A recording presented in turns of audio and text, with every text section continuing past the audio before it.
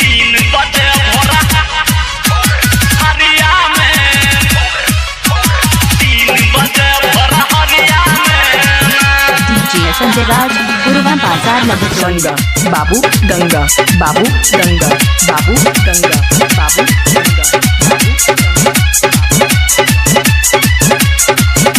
DJ Ganga जखने बजतो रिंग टोन मुझे गलिया हम ही फोन ये जखने बजतो रिंग टोन मुझे गलिया हम ही फोन निकल है सबसे लुका के रात के अनहरिया में 3 बजे भोर हरिया में छौरी मिलात है मुखिया जी के रहरिया में 3 बजे भोर हरिया में 3 बजे भोर हरिया में 3 बजे भोर हरिया में गंगा बाबू गंगा बाबू गंगा बाबू गंगा बाबू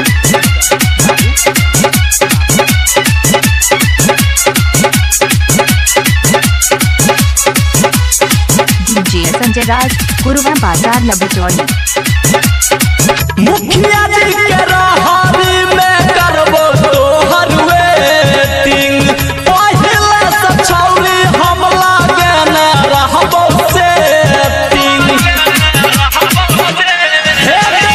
मुखिया जी के रहरी में करबो तोहर वेटिंग पहले से छौरी हम लागे न रहबो सेटिंग तभी है ठीक से लगा के किल्ली अपन के बलिया में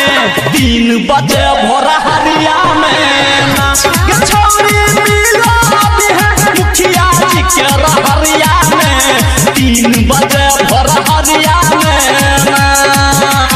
3 बजे भोर हरिया में 3 बजे भोर हरिया में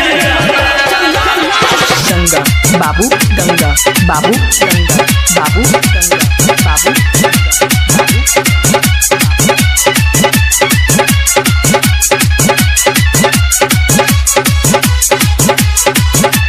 डीजे संजय राज गुरुवार बाजार लखनऊ